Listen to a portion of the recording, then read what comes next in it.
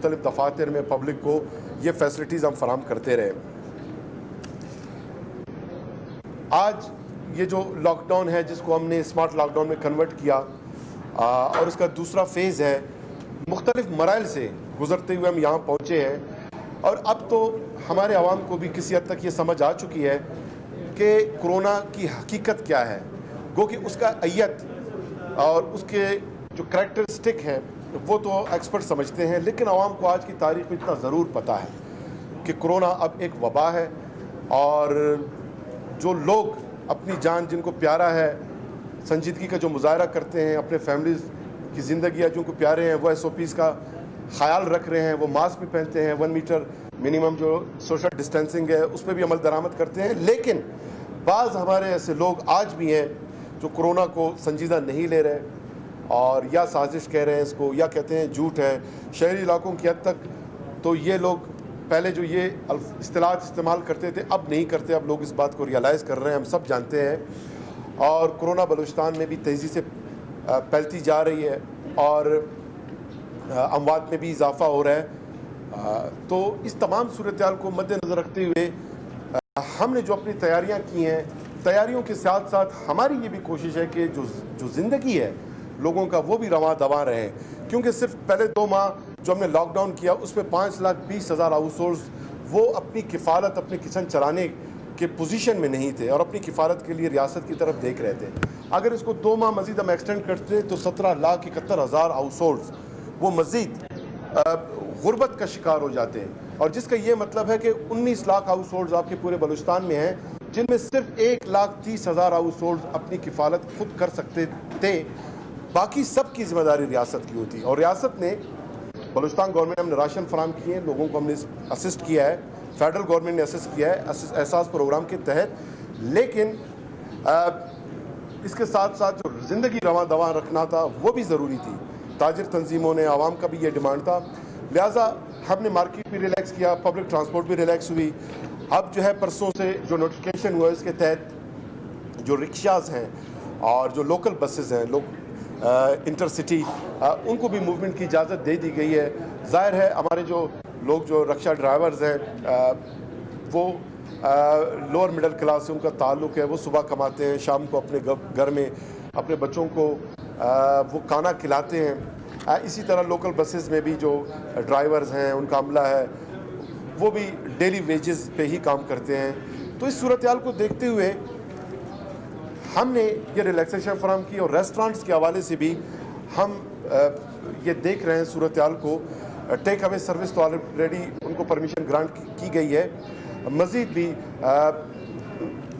یعنی آؤٹ ڈور جو ڈائننگ ہے اس کے SOPs پہ ہم کام کر رہے ہیں، دیکھتے ہیں کہ کتنا وہ قابل عمل ہوگا، کتنا وائبل ہوگا، کتنے SOPs پہ عمل درآمد ممکن ہوگا، اس کو دیکھ رہے ہیں، اور اس ضمن میں بھی ہم فیصلہ کریں گے۔ اس کے علاوہ میرج ہالز ہیں، بیوٹی پارلرز ہیں، بہت سارے سیکٹرز آج بھی بند ہیں، 144 امپوزڈ ہے، اجتماعات پہ پابندی ہے، اور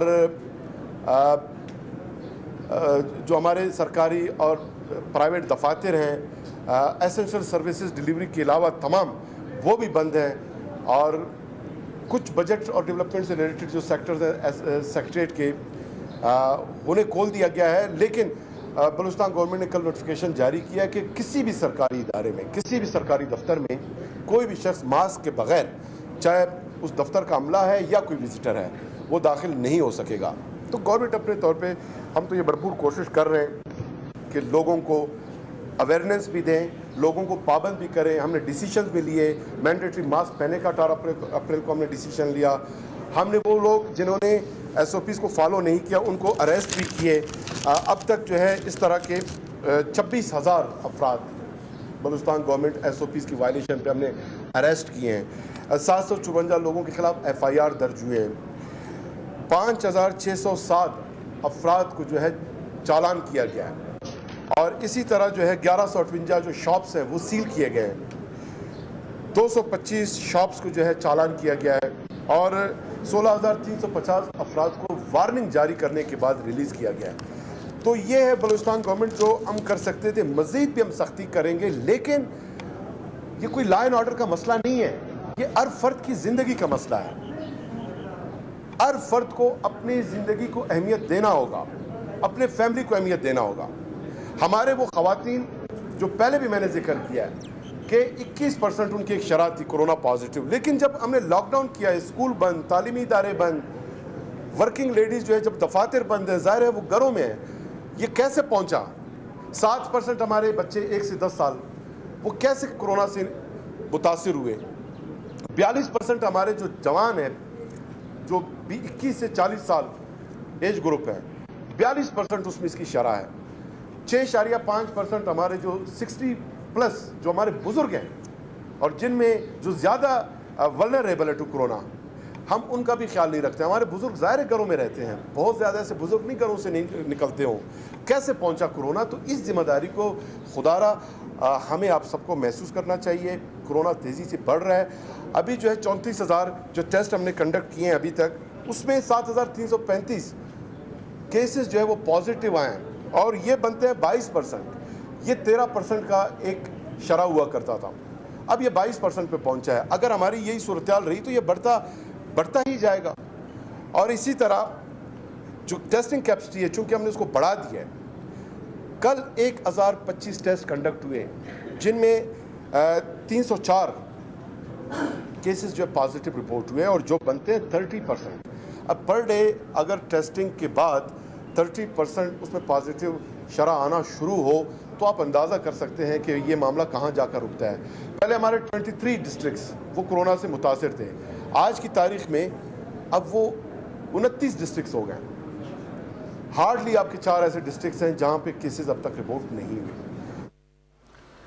जी नाज़रीन, तर्जुमान बलोचिस्तान हुकूमत लियाकत शाहवानी मीडिया ब्रीफिंग दे रहे थे। उन्होंने कहा कि कोरोना ने हर शोबा ज़िंदगी को मुतासर किया है, ताहम सूबाई हुकूमत ने सूरत हाल से निपटने के लिए हर मुमकिन इकदाम किया है। सूबाई महकमों में मास्क पहनना लाजमी करार दिया गया है और सूबे में SOPs पर अमल न करने पर कानूनी कार्रवाई कर रहे हैं। तर्जुमान बलोचिस्तान हुकूमत लियाकत शाहवानी मीडिया से गुफ्तगू कर रहे थे। उनका कहना था कि कोरोना ने नया तर्ज ज़िंदगी जो है वो मुतारिफ कराया है। अब यहाँ पर हर फर्द की अपनी ज़िम्मेदारी है कि वो उस ज़िम्मेदारी को एहसन तरीके से अदा करे।